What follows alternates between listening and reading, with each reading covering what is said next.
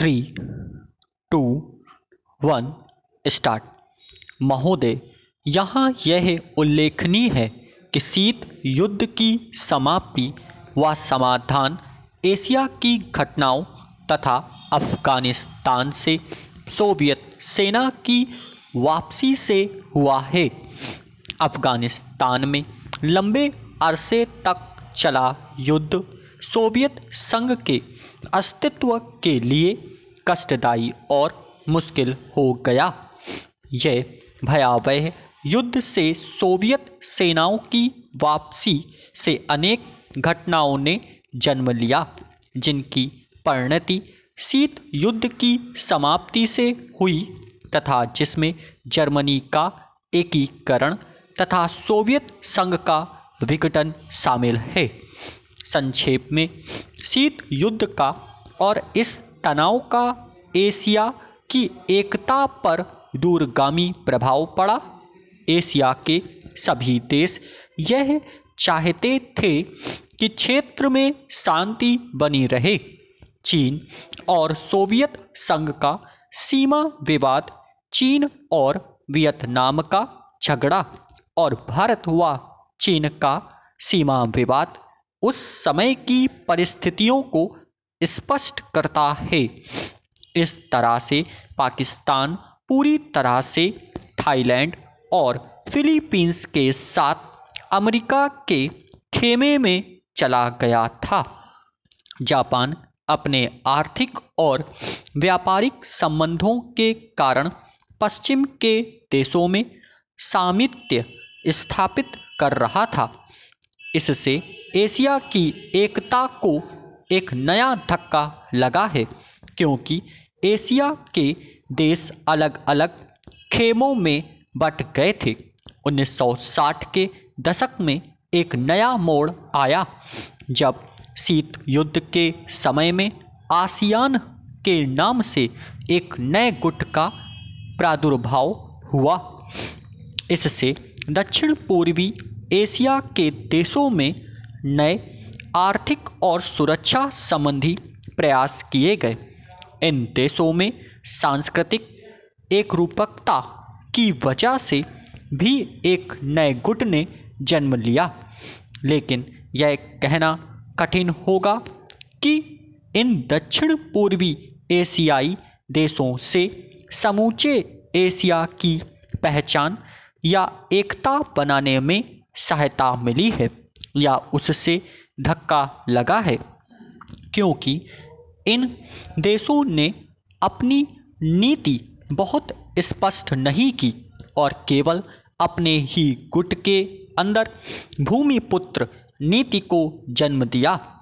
भारत भी अब आसियान का सहयोगी सदस्य बनने जा रहा है। भारत की पहल से दक्षिण एशियाई सहयोग संगठन सार्क की स्थापना सन 1985 में की गई, जिसके फलस्वरूप पड़ोसी देशों के आपसी सहयोग के लिए नया वातावरण तैयार हुआ। यह प्रयास सने सने उपयोगी रूप लेता जा रहा है, जो एशिया की पहचान बनने की ओर महत्वपूर्ण कदम है। व्यापार, निवेश, तकनीकी ज्ञान, संचार माध्यमों में बढ़ोतरी ने विश्व गांव के विचार को भी पैदा किया। बढ़ते हुए व्यापार, निवेश, संचार एवं विज्ञान की आधुनिक तकनीकों ने पूरी दुनिया में एक दूसरे पर निर्भर रहने के नए विचारों को जन्म दिया। अंग्रेजी भाषा, हॉलीवुड, कंप्यूटर्स और उपभोक्ता संस्कृति ने पूरे विश्व को प्रभावित किया, जिससे देश में फासले कम हुए, संस्कृति और सभ्यता भी प्रभावित हुई। हो सकता है कि इसके अच्छे परिणाम ना हो, ऐसी भी आशंका की जाती है।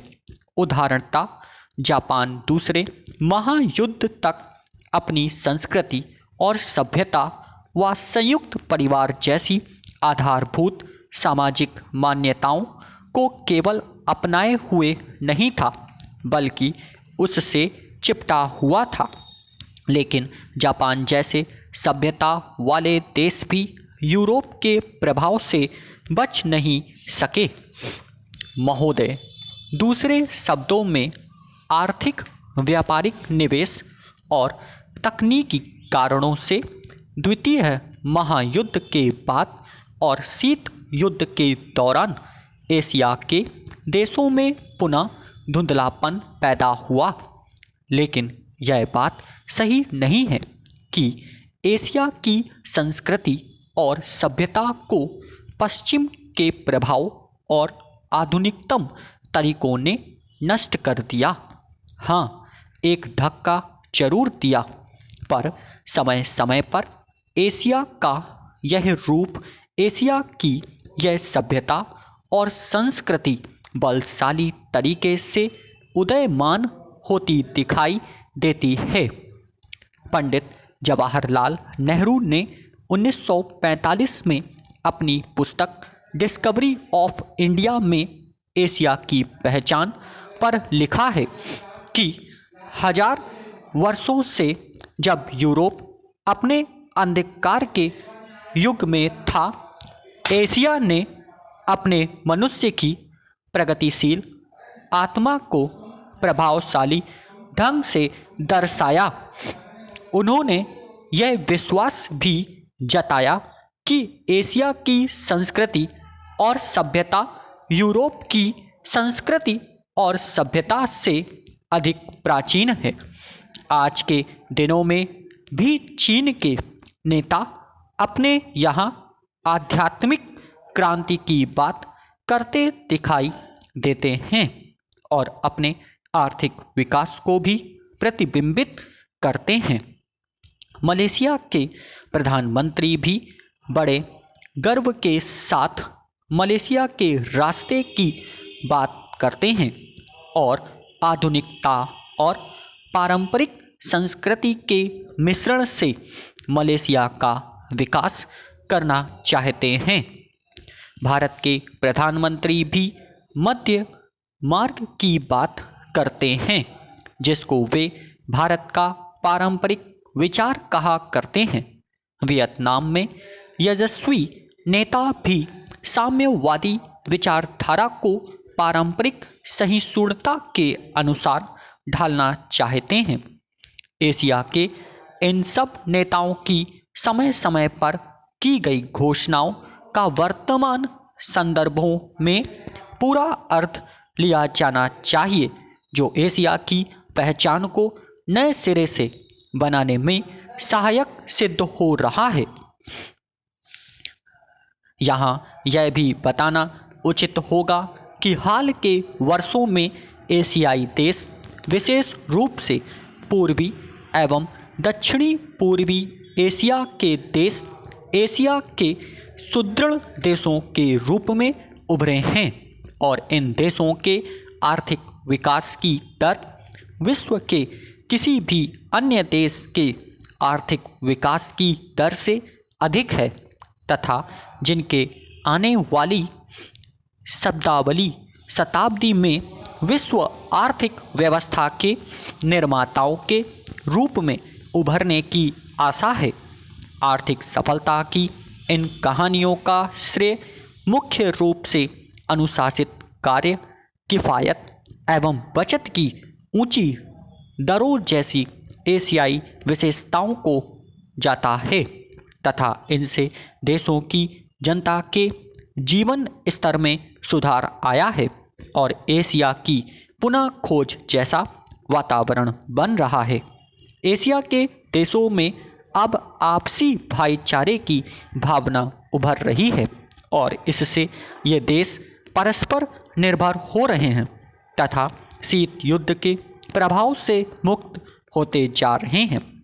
हमारी सरकार ने अपने एशियाई पड़ोसियों के साथ बेहतर संबंध बनाने में पहल करके इस बदलते रुख के प्रति सकारात्मक रवैया अपनाया है। इन सब प्रश्नों का जवाब आज उपलब्ध नहीं है, लेकिन सने सने इन प्रश्नों में ही इसके उत्तर मिलेंगे। एशिया अपने इन प्रश्नों के उत्तर में एक नए एशिया को जन्म देगा और अपनी एक नई पहचान बनाएगा। यूरोप और अमेरिका के आधुनिक औद्योगिक विकास में फर्क नजर आता है।